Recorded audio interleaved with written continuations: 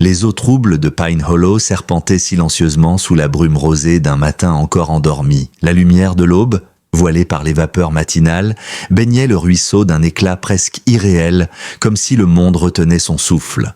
Deux canards glissaient tranquillement à la surface, derniers témoins d'une paix fragile sur une rive encore déserte. Mais cette paix allait être brisée. D'un coup sec, un sac en toile de jute fendit l'air et s'écrasa dans l'eau près de la rive est, projeté depuis le vieux pont de bois qui enjambait la partie la plus étroite du ruisseau. Un bruit sourd accompagna sa chute, et pendant un instant, le sac flotta, tournoyant doucement dans le courant avant de commencer à sombrer. Mais la nature avait décidé de ne pas laisser faire. Une racine d'arbre, tordue et exposée, attrapa un coin du sac, suspendant la descente. Le tissu trempé s'assombrit progressivement, mais l'ensemble ne fut pas englouti complètement. Puis, imperceptible au départ, un mouvement.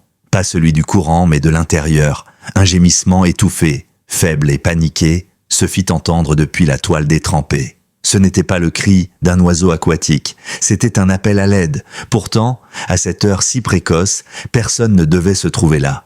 Personne ne devait entendre, personne ne devait sauver ce qui devait disparaître.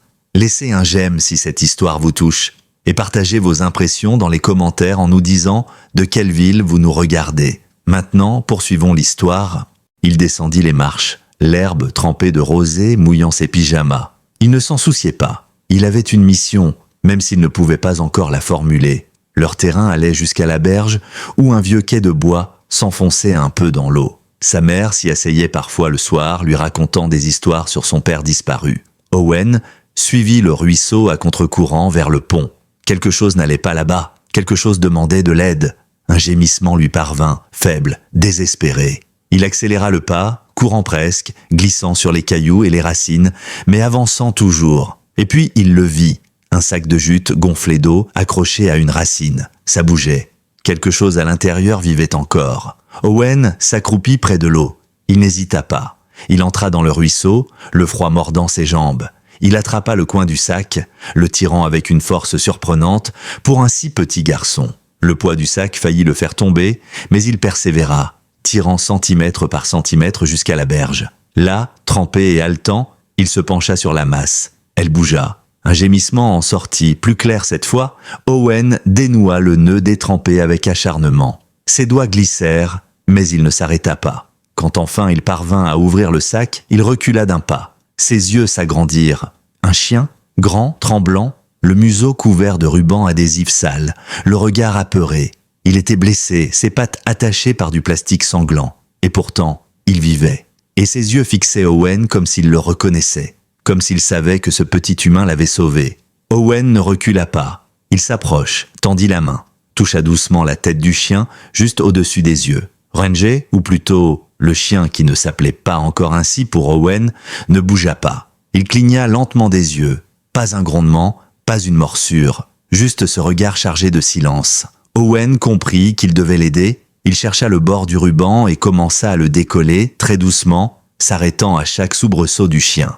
Puis, libérant enfin la gueule, il entendit l'animal souffler, haletant, sa langue rose surgissant dans un soupir de soulagement. Restaient les liens aux pattes. Owen observa les attaches, trop solides. Il regarda autour de lui, trouva une pierre plate et s'en servit pour frotter la lanière de plastique. Il scia encore et encore, ses doigts rougis, mais il ne s'arrêta pas. Le chien restait calme, presque figé, comme s'il comprenait que le petit humain essayait de le sauver. Lorsque les liens cédèrent, l'animal se redressa lentement. Il tremblait, ses pattes incertaines, mais il restait debout.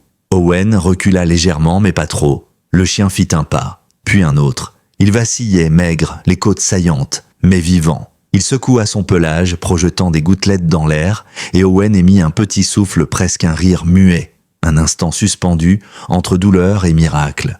Puis sans prévenir, le chien avança et posa doucement sa tête contre la poitrine de l'enfant. Owen referma ses bras autour de son cou. Aucun mot, juste un geste qui disait tout. Un cri fendit soudain le silence du matin, tranchant l'air comme un éclair. « Owen, Owen, où es-tu » La voix venait de l'autre côté des arbres, affolée, tremblante. Madison Reed surgit de la lisière boisée. ses cheveux en bataille, encore vêtus de son t-shirt froissé et de son vieux jean qu'elle avait enfilé à la hâte.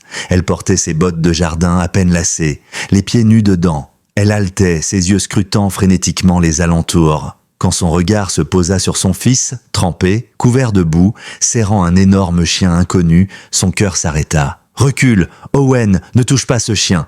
hurla-t-elle, courant à toute allure vers eux. Mais elle ralentit à mesure qu'elle s'approchait. Quelque chose l'arrêta. Le chien avait bougé, oui, mais pas pour attaquer. Il s'était simplement mis légèrement devant Owen, pas de façon agressive, mais protectrice, comme un rempart silencieux. Et Owen souriait, un vrai sourire, large, lumineux, qui lui montait jusqu'aux yeux. Elle ne l'avait pas vu sourire comme ça depuis des mois, depuis l'enterrement. Madison s'arrêta, indécise, son instinct maternel en alerte, mais quelque chose dans la scène la désarma. Elle s'agenouilla, gardant ses distances. « Chérie, est-ce que ça va ? Où as-tu trouvé ce chien ?» Owen ne répondit pas avec des mots. Il ne le faisait jamais. Mais il pointa du doigt le ruisseau, puis le sac abandonné sur la rive, les morceaux de ruban adhésif, les attaches en plastique arrachées. Puis, avec des gestes précis, il retraça toute la scène. Ses mains bougeaient dans l'air comme s'il peignait le récit, son autre main ne quittant jamais la fourrure du chien. Madison suivait du regard, et peu à peu, l'horreur de ce qu'elle comprenait la saisit. Quelqu'un avait fait ça. Quelqu'un avait essayé de noyer ce chien. Un chien attaché, bâillonné, ensanglanté, un chien qu'Owen avait sauvé. Elle sentit les larmes monter, mais se força à garder son calme pour ne pas effrayer son fils. Elle se pencha un peu plus près. « Tu l'as sorti de là, Owen ? Tu l'as tiré hors de l'eau ?»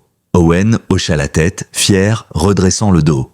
Puis, pour la première fois depuis si longtemps que Madison en eut le souffle coupé, il ouvrit la bouche et murmura « C'est mon ami, il s'appelle Scoot !» Madison porta la main à sa bouche. Son cœur bondit dans sa poitrine. Il avait parlé. 5 mots d'un coup, et un nom.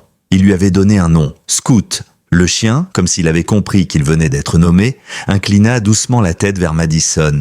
Malgré ses blessures, malgré la saleté et la peur encore visibles dans son regard, elle y perçut une intelligence, une conscience, une présence. Il n'était pas sauvage, il n'était pas brisé, juste blessé. Et ce regard ne quittait jamais Owen, comme si ce petit garçon était devenu sa seule ancre dans le monde. Madison s'humecta les lèvres. « D'accord, on le ramène à la maison. Mais il est blessé, Owen. Il faut qu'un vétérinaire le voie. Tu comprends ?» Le petit garçon secoua la tête avec véhémence, serrant Scoot plus fort. « À la maison. Il vient à la maison. » Sa voix, bien que douce, était déterminée. Madison hésita. Tout dans cette situation lui criait qu'elle devrait être prudente. Il ne savait rien de ce chien. Il pouvait être imprévisible, traumatisé, dangereux. Mais son fils venait de parler. Il avait donné un nom. Il avait sauvé une vie. Et dans ses yeux brillait une étincelle qu'elle croyait disparue à jamais. Elle soupira. « Très bien, Scoot peut venir à la maison.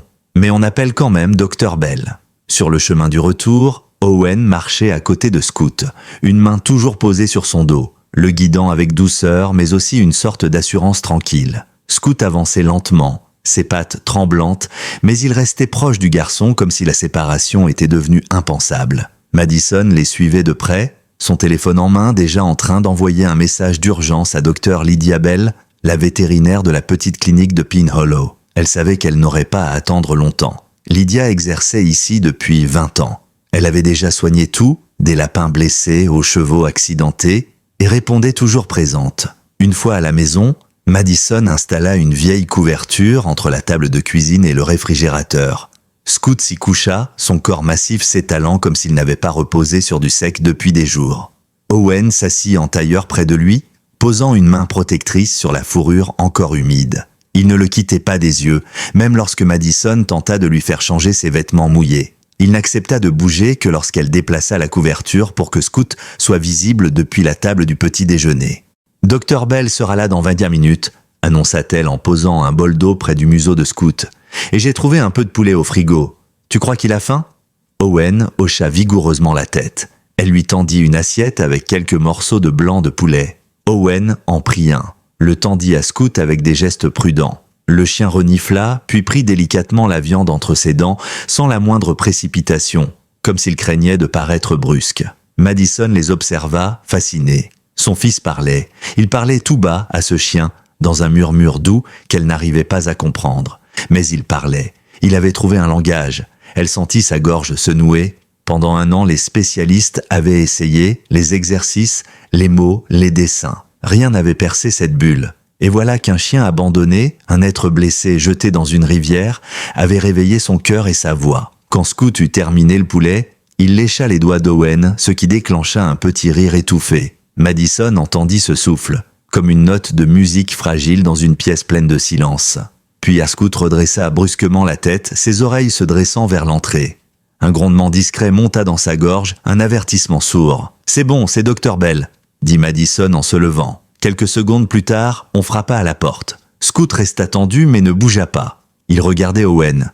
Et Owen, calme, toucha doucement son museau. Cela sembla suffire. Le chien se détendit à peine, restant couché mais en alerte. Madison ouvrit la porte.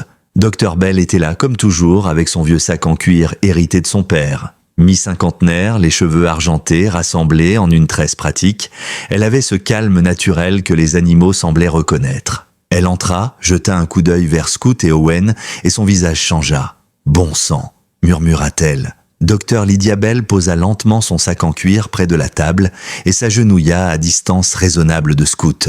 Elle n'avait encore rien dit, mais ses gestes mesurés, son regard doux, parlaient déjà pour elle. Owen l'observait assis à côté de Scout, son corps légèrement penché pour maintenir le contact physique avec son nouvel ami. L'enfant ne montrait aucune peur, seulement cette vigilance silencieuse qui avait remplacé depuis longtemps les mots. Scout, lui, suivait chacun des mouvements de la vétérinaire du regard, méfiant, prêt à se lever si elle s'approchait trop vite. Alors elle s'immobilisa et parla d'une voix calme et profonde, comme on le ferait avec un cheval nerveux ou un chien blessé depuis longtemps. « Salut mon beau, je m'appelle Lydia, je veux juste t'aider, rien d'autre. Tu es en sécurité ici. » Elle tendit une main ouverte, paume vers le sol sans insister. Scout la regarda, puis il se tourna vers Owen, et Owen, très doucement, murmura quelque chose à son oreille.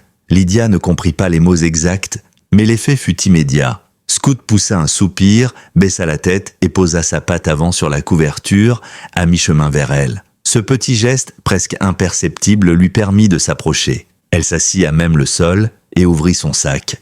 Pas de geste brusque, pas d'outil tout de suite, juste une présence rassurante. Madison, debout près de l'évier, n'osait pas bouger. Elle se sentait comme une intruse dans un rituel ancien. Lydia approche lentement la main de la patte de Scout. Il la laissa faire. En silence, elle examina les marques profondes laissées par les colliers de serrage. La peau était boursouflée, certaines zones infectées. L'odeur de chair mal soignée commençait à s'imposer. Elle inspira lentement. On lui a fait ça intentionnellement. Et ça ne date pas d'hier. Il a dû rester attaché comme ça plusieurs jours, peut-être plus.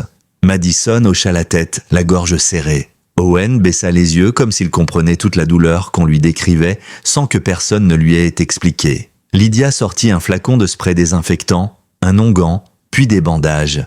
Tout en préparant les compresses, elle murmura « Je vais devoir lui faire une piqûre d'antibiotiques. Pas tout de suite. Je veux qu'il me fasse confiance d'abord. » Elle leva les yeux vers Owen. « Tu crois que tu pourrais lui dire que je veux juste le soigner ?» Owen acquiesça, puis se pencha à l'oreille du chien. Il posa ses 2 mains sur les joues de Scout, colla son front au sien et souffla quelque chose. Un instant plus tard, le chien leva à nouveau la patte, cette fois volontairement. Il acceptait l'aide. La piqûre fut rapide. Lydia travailla méthodiquement, nettoyant les plaies, posant les compresses, bandant les pattes une à une. Pas un seul grognement. À chaque geste, Owen parlait doucement à Scout, un murmure presque chanté. À la fin, Lydia passa la main sur le flanc du chien et déclara « Il est maigre, très maigre, mais pas au point de mettre sa vie en danger. S'il continue à manger comme il a commencé, il va reprendre des forces rapidement. » Mais elle hésita. Ce chien, Madison, ce chien a été battu, utilisé, puis jeté. C'est pas juste un abandon, c'est une tentative d'effacement. Quelqu'un voulait qu'il disparaisse. Et si Owen ne l'avait pas trouvé? Elle ne termina pas sa phrase, Madison inspira profondément. « Tu penses qu'il a été utilisé pour des combats ?» Lydia hocha lentement la tête. « C'est une possibilité. Regarde ces cicatrices anciennes, là sous le cou, et ici sur l'épaule. Ce ne sont pas des blessures naturelles, on dirait des marques de morsure anciennes. Il a déjà été soigné, mais pas par un professionnel. » Elle jeta un coup d'œil à Owen. « Et pourtant, malgré tout ça, il reste doux. Il n'a pas levé la patte une seule fois contre moi. C'est rare, très rare. Ce chien est spécial. » La matinée passa dans un calme étrange, presque solennel. Lydia resta encore 1 heure observant Scoot, notant ses réactions, surveillant les signes vitaux. Elle finit par se lever et attraper un carnet de son sac. « Je vais signaler ça à la police municipale. Pas pour t'attirer des problèmes, Madison, mais ce qu'il a vécu, ce n'est pas un simple abandon. C'est un acte criminel, et quelqu'un doit répondre de ça. » Madison hocha la tête. « Tu crois qu'ils vont le prendre ? Le récupérer ?» Lydia hésita. Officiellement, s'il n'a pas de puce, et s'il n'est réclamé par personne, il peut être confié à un refuge. Mais officieusement, il a déjà choisi sa famille, et elle s'appelle Owen. Madison regarda son fils, toujours assis près de Scoot, les 2 têtes appuyées l'une contre l'autre. Elle savait ce que cela voulait dire. Ils étaient liés, et aucun refuge ne pouvait remplacer ce lien-là. Lydia rangea ses affaires. « Je vais parler à une de mes connaissances à la police, discrètement. Pas de rapport officiel pour l'instant, juste une note interne. Mais s'il a une puce ou un historique, on finira par le savoir. » Lorsque la vétérinaire partit, Madison sentit le poids du silence revenir. Elle s'assit près de la table et observa son fils. Scoot dormait à moitié, sa tête reposant sur les genoux d'Owen. Le petit garçon traçait de légers cercles sur sa tête avec ses doigts. Madison s'humecta les lèvres. « Tu sais, chérie, il va falloir qu'on le déclare, qu'on sache d'où il vient. » Owen hocha la tête sans répondre. « Il vient de l'eau, maman. Et l'eau, elle a dit qu'il était pour moi. » Madison sentit un frisson lui traverser le dos. Son fils, qui n'avait pas dit un mot depuis presque 1 an, s'exprimait avec une poésie simple mais saisissante, comme si ses silences avaient accumulé une sagesse que personne ne soupçonnait. Ce soir-là, alors que le soleil se couchait lentement sur Pine Hollow, la maison des Reed paraissait plus vivante qu'elle ne l'avait été depuis longtemps. Madison fit un lit de fortune à Scoot dans la chambre d'Owen, contre un mur. Le chien ne voulait pas quitter l'enfant d'une semelle, et elle avait fini par céder. Lorsqu'elle éteignit la lumière, elle resta un moment dans l'embrasure de la porte, observant son fils endormi, une main posée sur le dos du chien, tous 2 respirant au même rythme. Elle sentit quelque chose fondre doucement en elle, une peur ancienne, un deuil figé depuis des mois. Pour la première fois depuis longtemps, elle eut envie de croire que tout irait bien. Le lendemain matin, Pine Hollow se réveilla sous un ciel couvert, où les nuages bas filtraient la lumière du jour, plongeant la ville dans une clarté pâle. À l'intérieur de la maison des Reed, cependant, la lumière semblait différente, plus chaude, plus vivante. Quand Madison descendit dans la cuisine, les cheveux en désordre et encore engourdis par le sommeil, elle s'arrêta net en voyant la scène. Owen était déjà réveillé. Il était assis en pyjama sur le sol, dos contre le frigo, un bol de croquettes à la main, celle qu'elle avait achetée pour le chien du voisin, au cas où. Il nourrissait Scoot une bouchée à la fois, lui tendant les croquettes comme à un bébé oiseau. Et le chien, d'une douceur presque surréelle, prenait chaque bouchée sans jamais brusquer le geste. Ce n'était pas juste une scène attendrissante, c'était une connexion, une alliance. Madison resta silencieuse, touchée par cette complicité si fluide, si évidente. Elle s'était inquiétée toute la nuit de ce qui arriverait ensuite. Si quelqu'un allait frapper à leur porte pour réclamer le chien, si la police allait vouloir interroger Owen. Mais pour l'instant, il n'y avait rien d'autre que ce lien étrange entre son fils et ce survivant à 4 pattes. Et ce matin, cela lui suffisait.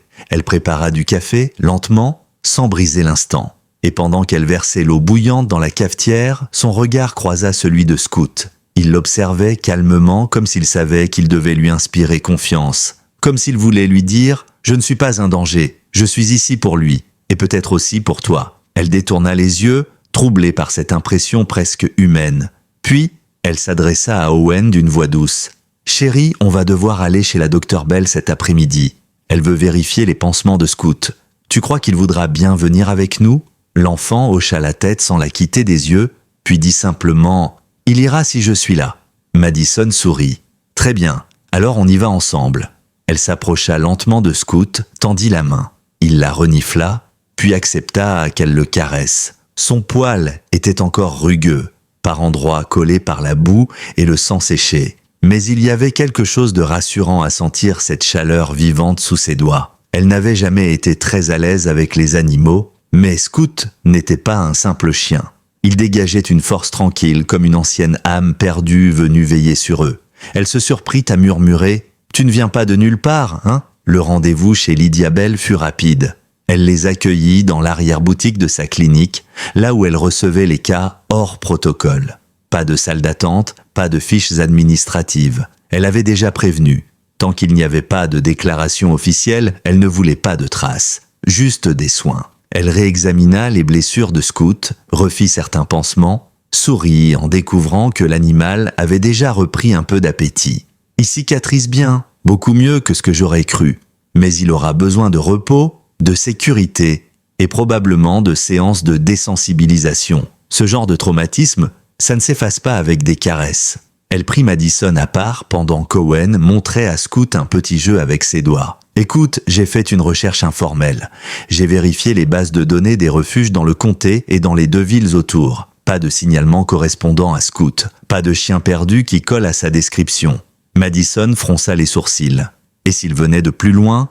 Lydia haussa les épaules. Possible. Ou alors, plus inquiétant, il n'a jamais été enregistré nulle part. Ce qui, dans le cadre des combats illégaux, est assez courant. Les chiens ne sont pas pucés.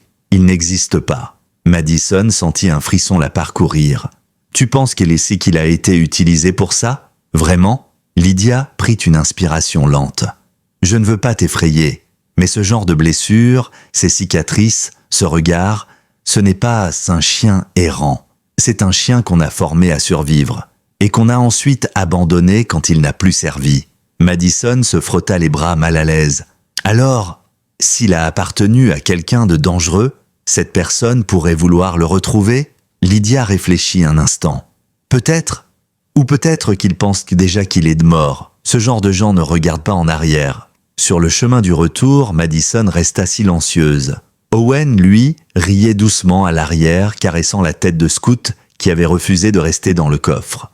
Le chien avait posé son museau sur les genoux du petit garçon et fermé les yeux à chaque virage, comme s'il savourait la paix retrouvée. À cet instant, Madison comprit qu'il était déjà trop tard pour reculer. Ce chien était à eux, même s'il venait d'un passé sombre, même si cela impliquait des risques. Il faisait partie de leur foyer maintenant, et leur foyer avait besoin de lui autant qu'il avait besoin d'eux. Ce soir-là, Owen insista pour dormir par terre, à côté de Scout. Madison, d'abord réticente, finit par céder. Elle mit un matelas au sol, recouvert d'une vieille couverture de laine. Scout s'allongea immédiatement contre l'enfant, posant sa tête sur le ventre du petit comme un oreiller vivant. Owen s'endormit ainsi, les doigts entre les poils de son compagnon. Madison resta longtemps à la porte, une tasse de thé refroidissant dans ses mains. Il y avait encore tant de questions sans réponse. D'où venait ce chien? Qui lui avait fait tout ça? Et allait-il un jour frapper à leur porte pour le reprendre? Mais pour ce soir, ces questions pouvaient attendre. Ce soir, la maison était remplie d'un souffle nouveau, un souffle de résilience, de guérison et de silence réconfortant. Le lendemain, dès les premières lueurs de l'aube, un bruit étrange brisa le calme de Pine Hollow. Ce n'était pas un son agressif, ni une sirène ou une alarme. Plutôt un vrombissement sourd, distant, qui se rapprochait lentement. Madison ouvrit les yeux, l'oreille tendue. Ce n'était pas le chant des oiseaux, ni le moteur habituel du camion de livraison. C'était plus grave, plus lourd. Elle se leva, encore engourdie par le sommeil, s'approcha de la fenêtre de la cuisine et regarda dehors. Une camionnette blanche, sans logo, roulait au pas devant sa maison, vitre teintée, pas de plaque identifiable à l'avant. Elle fronça les sourcils. Au même moment, Scout, dans la chambre d'Owen, se leva d'un bond. Il ne grogna pas. Il se contenta de se redresser, de fixer la fenêtre, son corps tout entier tendu, prêt à bondir. Madison sentit un froid glacial lui remonter l'échine. Il n'avait pas réagi comme ça aux passants, ni même aux facteurs ou aux autres chiens du quartier. Non, ce comportement-là, c'était de l'alerte, de la mémoire, de l'instinct. Elle s'avança jusqu'à lui. Il regardait la rue comme s'il reconnaissait quelque chose ou quelqu'un. La camionnette passa lentement, s'arrêta une demi-seconde à hauteur de leur boîte aux lettres, puis reprit sa route. Elle ne s'arrêta pas chez les voisins, juste chez eux. Et Madison jura avoir vu une silhouette penchée derrière la vitre teintée. Mais c'était trop rapide, trop subtil. Et pourtant, elle sentit son ventre se nouer. « Ce n'était pas une coïncidence », murmura-t-elle.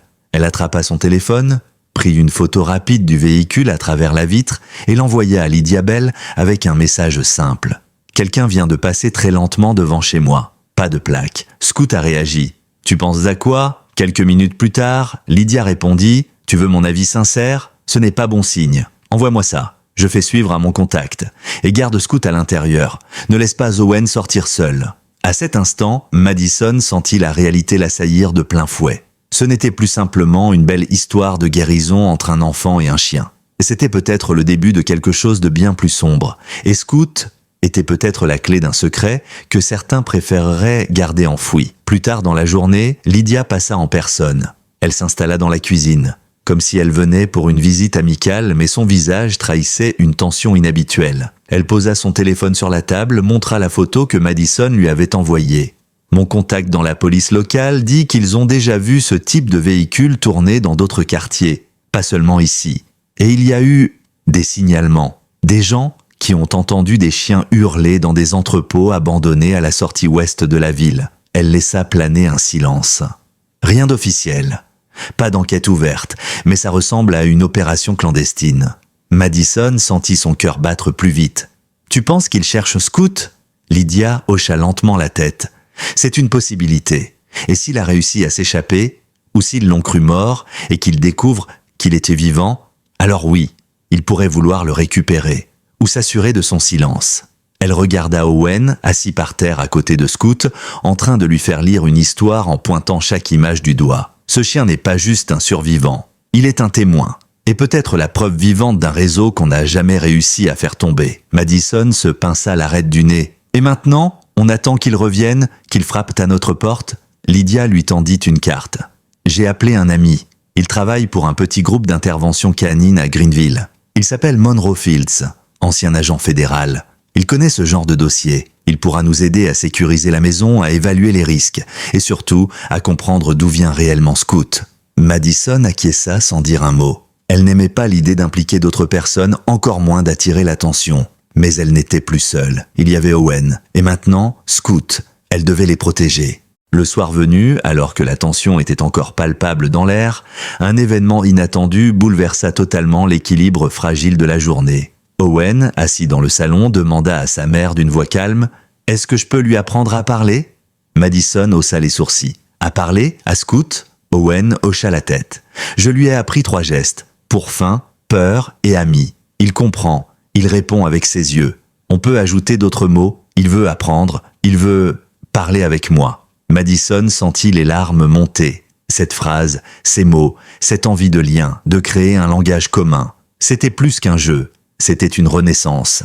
Et elle comprit alors que son fils, en aidant Scoot à se reconstruire, reconstruisait aussi son propre monde intérieur. Dans les jours qui suivirent, Monroe Fields arriva discrètement à Pine Hollow. Il était grand, solide, les cheveux poivre et sel, un regard franc et une voix grave, comme forgée dans les tempêtes de dossiers classés. Il n'arriva pas seul. Il avait amené avec lui une valise blindée remplie d'équipements, détecteurs de puces, lecteurs biométriques, outils de surveillance. Il inspecta Scoot avec une précision clinique sans jamais brusquer l'animal. Et après 1 heure, il déclara « Pas de puce, mais des traces d'implantation anciennes. Il a été pucé et on lui a retiré. Ce genre de choses, c'est du travail de professionnel. » Il s'assit ensuite avec Madison et Lydia dans le salon, carnet en main. « Je ne veux pas vous faire peur, mais ce que vous avez ici, ce n'est pas un chien errant. C'est un survivant d'un programme structuré, organisé et probablement dangereux. Si ce chien parle, même par ses réactions, il peut exposer des gens prêts à tout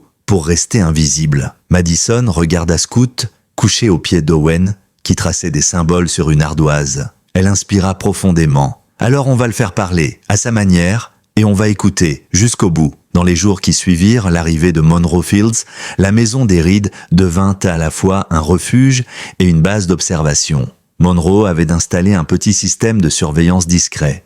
2 caméras à détection de mouvement dans les arbres, face à la rue, une dans la ruelle, à l'arrière, et même un capteur sonore près de la clôture du jardin. Madison, d'abord réticente, s'habitua vite à cette nouvelle vigilance. C'était devenu nécessaire. Et pourtant, malgré la tension latente, l'atmosphère dans la maison avait quelque chose de plus lumineux qu'avant. Parce qu'au milieu de cette inquiétude, une chose restait indéniable. Scoot guérissait. Et Owen aussi. Chaque matin, le rituel se répétait. Owen se réveillait avant tout le monde, en silence, se levait sans bruit et retrouvait Scout dans le salon. Ils passaient du temps ensemble, parfois sans bouger, parfois à inventer des jeux simples. Owen avait commencé un petit cahier où il dessinait des pictogrammes pour Scout. Une gamelle pour faim, un nuage pour peur, une main pour Zami. Et à chaque nouveau dessin, Scout apprenait à répondre. D'abord avec ses yeux, puis par de petits mouvements de tête, des gestes de pattes, des changements subtils dans sa respiration. Monroe, observant cette complicité, en fut fasciné. « Ce gamin ne lui apprend pas des tours », dit-il un soir à Madison, alors qu'ils observaient discrètement depuis le couloir. « Il lui apprend un langage, il décode sa mémoire. Et Scout, il coopère, comme s'il avait attendu ce moment toute sa vie. Mais ce n'était pas seulement de la tendresse. Il y avait des éclats de vérité qui commençaient à émerger, des morceaux de souvenirs. Un après-midi, Owen montra à Scout une série de cartes qu'il avait dessinées. Une clôture, une cage, une silhouette. En voyant la silhouette, Scout se mit à trembler légèrement. Pas de peur immédiate. Plutôt un frisson profond, viscéral, comme un souvenir qui remonte malgré soi. Owen n'insista pas. Il posa la carte, alla chercher une couverture et la déposa doucement sur le dos du chien. Scout se calma. Monroe observe la scène et griffonna dans son carnet. Réaction conditionnée à une forme humaine, peut-être un maître brutal, peut-être un dresseur. Il regarda Madison. Il se souvient, et son corps parle à sa place. Madison s'approcha d'eux, le cœur serré. « Est-ce que ça veut dire qu'on pourra savoir d'où il vient ?» Monroe hésita. « Peut-être, mais pas avec des mots, avec des indices, des micro-réactions, des déclencheurs, des images. » Il tendit une photo floue, prise par une caméra thermique installée à l'extérieur de leur maison, 2 nuits plus tôt. Une silhouette, immobile, juste à la lisière des arbres. Pas de visage, pas de mouvement, juste une présence. Ce n'est pas un rôdeur, c'est quelqu'un qui observe. Et je suis prêt à parier qu'il ne cherche pas à voler un vélo. Il cherche le chien. La tension monta d'un cran. Monroe installa un verrou supplémentaire sur chaque porte, un système d'alarme discret que seul Owen connaissait désactiver. Et chaque nuit, Scout dormait à la porte de la chambre, couché en travers du seuil comme une sentinelle silencieuse. Il ne dormait jamais profondément. Le moindre bruit le faisait se redresser, oreilles dressées, muscles tendus. Il protégeait. Un soir, Owen demanda à sa mère s'il pouvait apprendre à Scout un mot secret. Madison, surprise, lui demanda ce qu'il voulait dire. Il expliqua avec des gestes précis qu'il voulait un signal, une sorte de mot invisible que seul connaîtrait. Pour que, si un jour quelque chose n'allait pas, il puisse prévenir Scout. Un mot de sécurité. Madison sentit sa gorge se nouer. Son fils, qui avait passé des mois enfermé dans son propre silence, pensait désormais à protéger, à prévenir, à agir. Elle accepta. Ils choisirent un mot ensemble. Un mot qu'ils ne diraient jamais par hasard, Orion. Le nom d'une constellation qu'Owen aimait regarder avec son père autrefois. Un nom fort, un nom secret, et Scout l'apprit en 3 jours. Chaque fois qu'Owen le prononçait, le chien relevait la tête, se redressait, prêt à l'action. C'était devenu un code silencieux. Leur lien n'était plus seulement affectif. Il était stratégique, vivant, solide. Mais dans l'ombre, les choses bougeaient. Monroe reçut un appel tard dans la nuit. Il répondit en s'éloignant dans le jardin. Madison l'observa par la fenêtre. Lorsqu'il revint, son visage était tendu. Il s'approche d'elle, la voix basse. « On a peut-être une piste, un entrepôt, à 2 comtés d'ici, abandonné officiellement. Mais plusieurs signalements de bruit de chaîne, de grognements la nuit. Un de mes contacts y a vu un fourgon blanc identique à celui que tu as photographié. » Elle le fixa, le cœur battant. « Tu penses qu'il y a encore d'autres chiens là-bas ?» Il hocha la tête. « Si ce qu'on soupçonne est vrai, alors ce n'est pas terminé. Ce n'est que le début. » Le lendemain matin, Monroe partit avant l'aube, sans un bruit, laissant seulement un mot sur la table. « Je vais vérifier l'entrepôt. Je reviens avant la nuit. Ne laissez personne entrer. » « Monsieur » Madison lut la note en silence, puis la reposa, le regard tourné vers la fenêtre. L'air semblait lourd, comme suspendu. Même Scout, d'ordinaire vif, dès qu'Owen bougeait, restait couché près de la porte, les oreilles basses, le museau posé sur ses pattes avant. Il avait perçu quelque chose, un changement, une tension. Owen, lui, semblait plus calme que jamais. Il travaillait sur un nouveau carnet, assis sur le sol du salon, Scout contre lui. Il dessinait une scène, une silhouette sombre face à une porte, le chien couché à côté, L'enfant assis avec un livre. Madison s'agenouilla près de lui. « Tu dessines ce qui pourrait arriver ?» Owen leva les yeux vers elle. « Je dessine ce qu'il sent. Il sait qu'on le cherche, mais il sait aussi qu'il n'est plus seul. » Elle passa doucement sa main dans ses cheveux, émue. Son fils n'était plus ce petit garçon enfermé dans son mutisme. Il devenait un interprète, un lien vivant entre deux mondes, celui des humains et celui des animaux brisés. À midi, une alerte retentit doucement depuis le téléphone sécurisé de Monroe, laissé sur le buffet. Un signal d'alerte de niveau faible. Caméra latérale activée, détection d'un mouvement furtif dans la ruelle à l'arrière. Madison bondit. Elle courut jusqu'à l'écran mural que Monroe avait installé et lança le flux en direct. L'image saccadée montra brièvement une ombre passer près de la clôture, puis plus rien. Le système avait capté le mouvement mais pas le visage. Trop rapide, trop précis. Elle appuya sur le bouton de sauvegarde. Pendant ce temps, Scout s'était redressé, grondant faiblement, la truffe tournée vers la porte arrière. Elle s'accroupit près de lui. « C'est la même odeur, pas vrai ? Celle que tu reconnais. » Il émit un grognement très grave, presque un murmure animal. Owen s'approcha, posa sa main sur le flanc du chien. Il dit que c'est pas encore le moment, mais qu'il se souviendra. Madison frissonna. Elle n'avait pas besoin de preuves scientifiques. Elle voyait dans leurs gestes une vérité aussi nette que n'importe quelles images. Le soir venu, Monroe rentra. Il n'avait pas l'air blessé, mais ses traits étaient tirés, son regard plus sombre que d'habitude. Il posa sa veste sans un mot, s'assit et dit simplement « Il y a des cages, beaucoup, certaines encore récentes, des chaînes, des poils, une odeur de sang séché, et des restes de sacs plastiques comme celui dans lequel Scout a été retrouvé. » Il laissa un long silence. Ils ont vidé l'endroit il y a 3 jours, mais ils y reviendront. Ce n'était pas un repère fixe, c'est un point de transit, et ça veut dire qu'il tourne, qu'il se déplace. Madison sentit un vertige la traverser. « Et s'ils reviennent ici, pour le récupérer ?» Monroe la regarda longuement. « Alors il faut qu'on soit prêt. » Ils passèrent les 2 jours suivants à tout renforcer. Verrouillage supplémentaire, vitres filmées, sortie d'évacuation identifiée. Madison n'avait jamais imaginé que sa maison deviendrait un jour un sanctuaire tactique. Et pourtant, au milieu de cette transformation, une douceur persistait. Owen enseignait à Scout un nouveau mot chaque jour, un nouveau symbole, une nouvelle nuance d'émotion. Et Scout répondait, comme s'il avait attendu toute sa vie que quelqu'un prenne enfin le temps d'écouter. Un soir, alors qu'ils étaient tous réunis autour du feu de cheminée, Monroe lisant en silence, Madison rédigeant des notes, Owen couché sur le tapis avec Scout, une question émergea, simple mais bouleversante.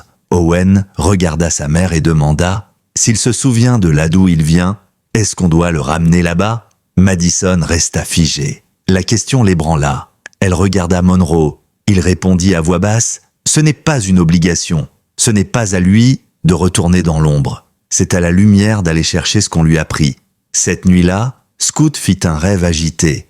Il grogna doucement, ses pattes tressaillant comme s'il courait, son souffle s'accélérant.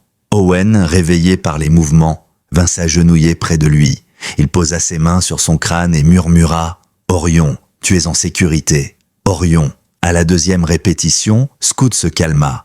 Il ouvrit les yeux, reconnut la voix et poussa un soupir long, profond, presque humain.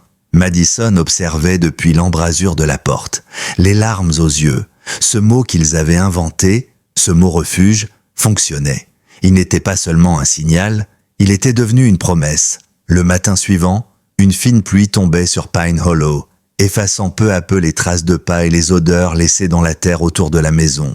Monroe scrutait les écrans de surveillance pendant que Madison préparait le petit déjeuner, distraite, l'oreille tendue vers le moindre son suspect. Owen, silencieux comme toujours, était assis au sol avec Scout, lui montrant des cartes dessinées la veille.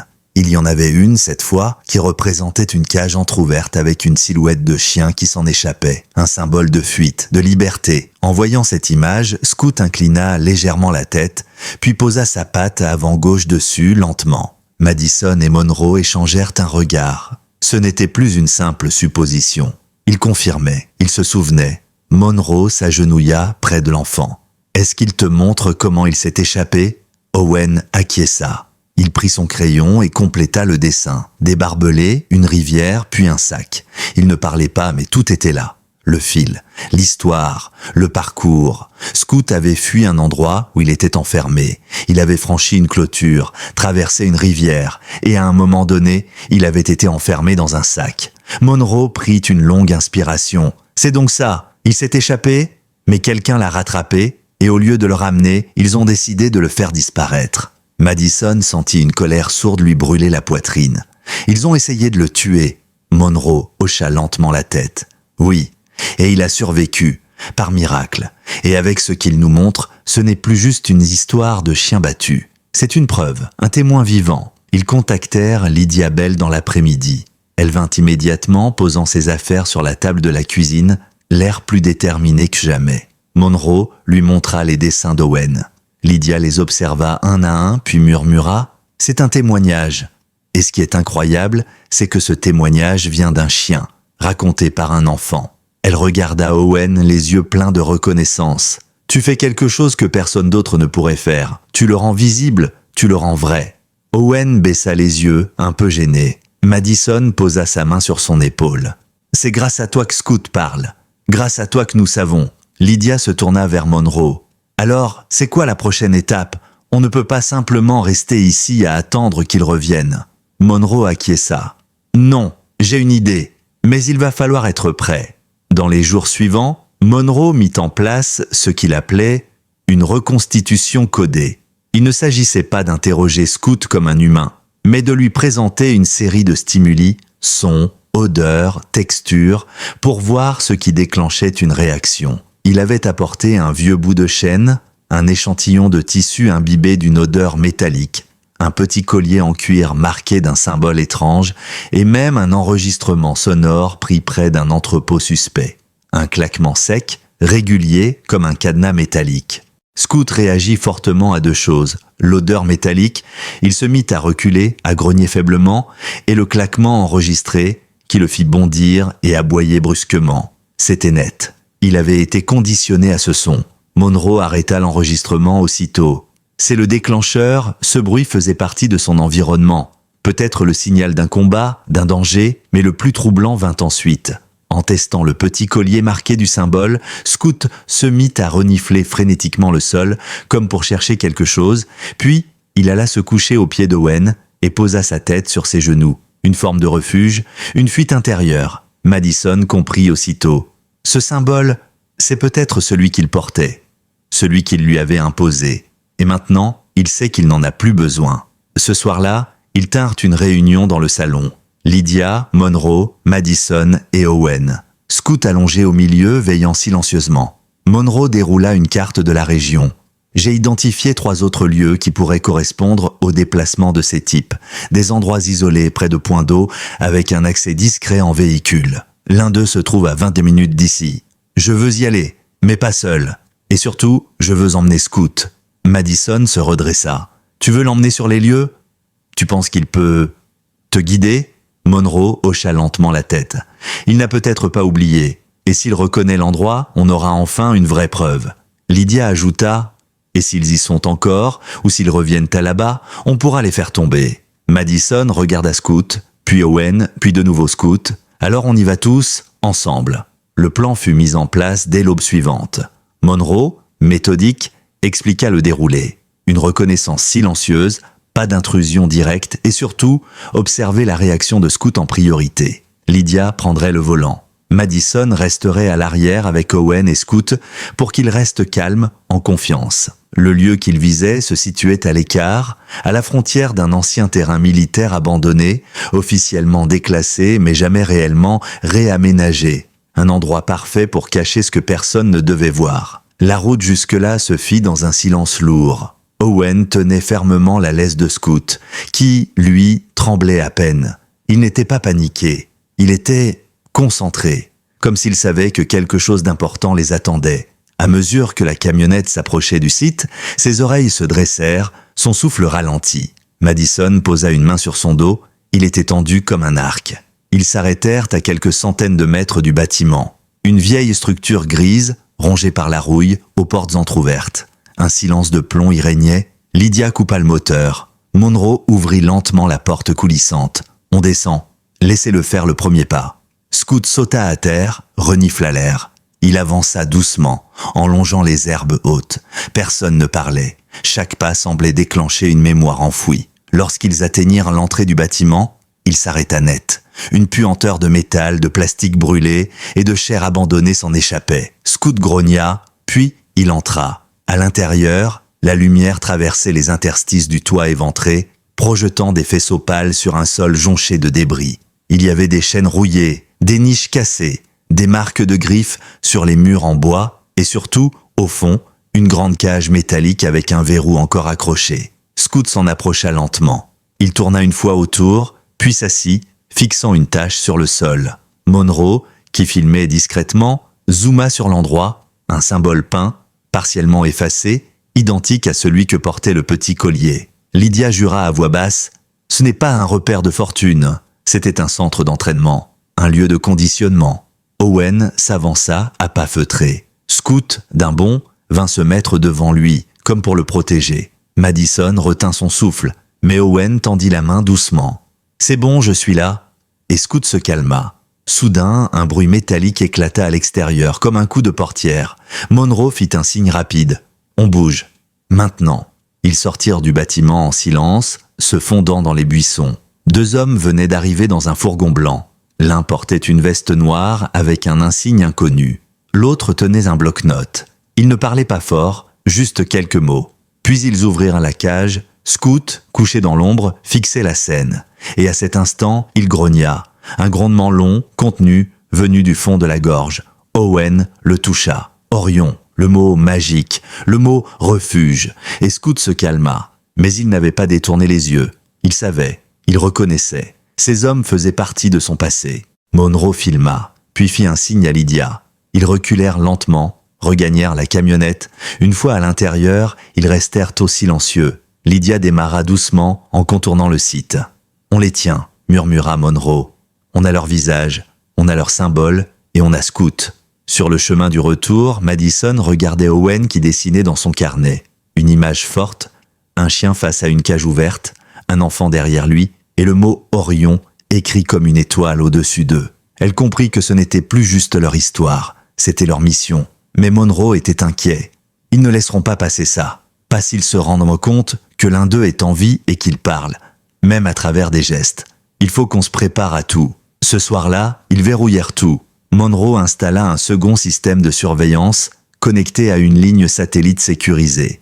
Et pourtant, malgré tous les préparatifs, malgré la prudence, quelque chose glissa entre les mailles, car à 3 kilomètres de là, une silhouette observait, jumelles en main. Elle ne bougeait pas, mais elle souriait et dans sa poche, il y avait une photo récente. Un gros plan du visage d'Owen. En haut à droite, un mot manuscrit. Cible secondaire. Cette nuit-là, Madison ne dormit pas. Le vent secouait les arbres, mais ce n'était pas cela qui l'empêchait de fermer l'œil. C'était cette image imprimée dans son esprit. Un homme, inconnu quelque part dehors, tenant une photo de son fils. Et ce mot, cible secondaire. Elle avait essayé de ne pas y penser devant Owen, d'afficher un visage calme, rassurant. Mais à l'intérieur, c'était la panique. Si ces hommes savaient qui ils étaient, s'ils savaient où ils vivaient, alors le danger n'était plus une possibilité. C'était une promesse. Scoot était agité aussi. Il tournait en rond dans la maison, le museau collé au sol, comme s'il percevait quelque chose que les humains ne pouvaient pas sentir. Il s'arrêtait parfois près des fenêtres, restait immobile, fixant l'obscurité au-delà du verre. Owen, malgré la tension, s'était endormi avec une main posée sur le flanc de son compagnon. Ce lien silencieux les protégeait encore. Mais pour combien de temps ? À l'aube, Monroe entra dans la cuisine avec une tasse de café noir, les traits tirés. Il n'avait pas dormi non plus. Il montra à Madison un écran de surveillance. Ils ont bougé cette nuit. Un second véhicule a été repéré à l'entrée ouest de la forêt. Ils cherchent quelque chose ou quelqu'un. Il marqua une pause, et je crois qu'ils savent exactement où chercher. Madison se redressa. On doit partir. Mais Monroe hocha la tête. Non, si on bouge maintenant, on perd l'avantage. J'ai contacté 2 anciens collègues, des gars du renseignement. Ils arrivent cet après-midi. Si on doit frapper, ce sera avec eux. Et Owen, demanda-t-elle, la voix brisée. Il est la seule chose qui compte pour moi. Monroe la fixa, grave. Et c'est pour ça qu'on doit rester ici. Parce que s'ils viennent, ils viendront pour lui. Et on ne peut pas les laisser faire. Lydia arriva peu après, un sac de matériel à la main et un regard plus déterminé que jamais. J'ai vu ce genre de situation dans des affaires de trafic humain. Ils testent d'abord les réactions. Ils approchent, reculent, observent. Puis un jour, ils frappent. Elle se tourna vers Monroe. « Il faut qu'on les fasse venir à nous. » Mais en terrain contrôlé, ils mirent au point un plan, une simulation d'absence.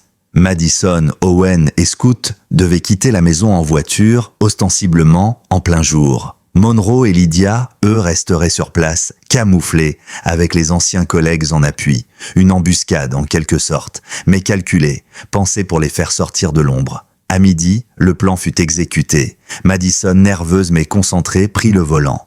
Owen, à l'arrière, avec Scoot. Elle fit mine de quitter la ville, mais à la sortie de Pine Hollow, elle bifurqua vers une propriété isolée appartenant à Lydia. Un endroit discret, avec cave renforcée et lignes directes sécurisées. Là, ils attendirent. Pendant ce temps, Monroe, planqué dans le grenier de la maison, les yeux rivés sur les caméras, observait. Le temps passait. 1 heure, 2, puis enfin, mouvement. Une voiture banalisée, 4 hommes. Visage dissimulé, déplacement professionnel.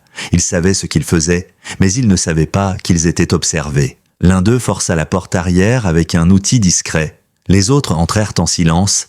Monroe attendit, puis, quand ils furent tous à l'intérieur, il donna le signal. Les 2 anciens agents surgirent de l'ombre comme des fantômes. Lydia enclencha le verrouillage automatique et Monroe descendit lentement, l'arme au poing, visage découvert. Les hommes comprirent trop tard. Ils étaient pris. Après les avoir désarmés, Monroe fit venir la police locale en s'assurant que l'intervention soit menée par un officier de confiance, un vétéran du nom de Dr. Felix Haywood, ancien membre du K9 Corps, qui avait lui-même dénoncé un réseau illégal dans les années 2000. C'était un homme droit, respecté. Il comprit immédiatement. Il examina les identités, les documents, les enregistrements. Et surtout, il rencontra Scoot. Le chien s'approcha de lui, renifla son uniforme, puis posa sa tête contre sa jambe. Haywood se pencha. « Tu en as vu, hein, mon vieux ?» Il caressa doucement sa tête. « T'en fais pas, on va faire tomber ces salauds. Pour de bon. » Une fois les 4 hommes sous surveillance officielle, tout s'enchaîna très vite. Les empreintes, les identités falsifiées, les communications interceptées. Tout désignait un réseau structuré bien au-delà des frontières de Pine Hollow. Le symbole retrouvé dans l'entrepôt? Il correspondait à une organisation clandestine opérant sous couvert de réhabilitation animale, une façade pour des expériences illégales de conditionnement canin. Des chiens dressés pour obéir à des signaux précis, parfois même pour attaquer. Des outils vivants utilisés comme armes silencieuses. Et Scoot en avait été l'un des meilleurs avant de s'échapper. Monroe comprit alors l'ampleur de ce qu'ils avaient entre les mains. Ce chien n'était pas un survivant parmi d'autres. Il était une preuve vivante d'un projet secret. Et surtout, il était capable de reconnaître ses anciens dresseurs, ce qui le rendait dangereux. Trop dangereux pour qu'il le laisse de vivre. La bonne nouvelle, c'est que le réseau venait de faire une erreur, revenir à Pine Hollow. La mauvaise, c'est que d'autres allaient suivre, car maintenant que Scoot avait survécu et qu'il était protégé, ils allaient vouloir l'effacer pour de bon. Mais Madison ne comptait pas reculer, ni Owen, ni Monroe, ni Lydia. La pression médiatique monta d'un cran quand Lydia décida de publier anonymement certaines informations. Extraits vidéo, images du collier, description du symbole et surtout le témoignage d'un vétérinaire militaire à la retraite qui affirmait avoir vu des chiens semblables utilisés dans des missions non déclarées. Ce vétérinaire, Dr. Ray Landon, déclara publiquement que certains chiens n'avaient pas seulement été dressés à attaquer, mais à obéir à des sons spécifiques, codés, comme des machines, mais avec un cœur, et qu'on les avait abandonnés. Le pays se mit à parler de Scoot, de son regard, de son lien mystérieux avec Owen. Et peu à peu, ce chien devint un symbole, celui des laissés pour compte, des oubliés, des silencieux. La pression populaire obligea même les autorités fédérales à ouvrir une enquête. Mais l'ennemi, lui, n'avait pas dit son dernier mot. 3 jours plus tard, alors que Madison, Owen et Scoot étaient de retour chez eux, protégés par une surveillance renforcée, une panne étrange toucha le réseau électrique du quartier. Monroe réagit immédiatement. Ce n'est pas un hasard, c'est une diversion. Il activa les générateurs de secours, mais déjà, il était trop tard. Une ombre venait d'entrer par la cave. Scoot bondit, traversant le couloir comme une flèche. Il n'aboya pas. Il attaqua, silencieusement, avec une précision terrifiante. L'homme n'eut même pas le temps de sortir son arme. Il s'écroula, désarmé, retenu au sol par un chien que l'on avait programmé pour tuer, mais qui avait choisi de protéger. Lorsque Monroe arriva, arme au poing, il découvrit Scout en train de bloquer l'intrus sans lui infliger la moindre blessure mortelle. Juste ce qu'il fallait pour le neutraliser. Il fut arrêté, emmené, et ses aveux finirent de démanteler le réseau. Ce soir-là, Madison s'assit dans le jardin, Owen à ses côtés. Scout, couché entre eux, haletait doucement, la langue sortie, comme un chien normal, et pour la première fois depuis des semaines, il semblait vraiment léger. Owen tourna son visage vers elle. Il ne dit rien, mais ses yeux brillaient d'un feu nouveau. Elle comprit qu'il voulait poser une question. Elle l'anticipa. « Oui, murmura-t-elle, il restera avec nous. C'est chez lui, maintenant. » Monroe, qui les observait de loin, sourit. Il savait que tout n'était pas terminé, que certains secrets prendraient des années à tomber. Mais il savait aussi que quelque chose d'irréversible venait de se produire. Une justice nouvelle, un lien pur, et une promesse silencieuse entre un enfant brisé et un chien qu'on avait jeté dans une rivière. Et ce lien, personne ne pourrait jamais l'effacer. Les semaines passèrent. Pine Hollow retrouva peu à peu son calme, du moins en surface. Car ceux qui avaient vécu cette histoire, eux, portaient encore ses traces. La maison de Madison n'était plus seulement un foyer, c'était devenu un sanctuaire. Un lieu discret mais connu de quelques-uns comme le point d'origine d'un changement. Les habitants du quartier, d'abord discrets, commencèrent à laisser de petits cadeaux sur le perron, des friandises pour chiens, des dessins d'enfants, une médaille artisanale gravée du mot Orion. Owen, lui, continua de dessiner. Mais ses dessins avaient changé. Les ombres avaient reculé. Les cages s'étaient transformées en prairies. Scout y était toujours présent, souvent représenté en train de courir librement, ou veillant sur d'autres animaux blessés. Il avait même ajouté une scène où Scout menait un groupe de chiots hors d'une forêt, comme un guide.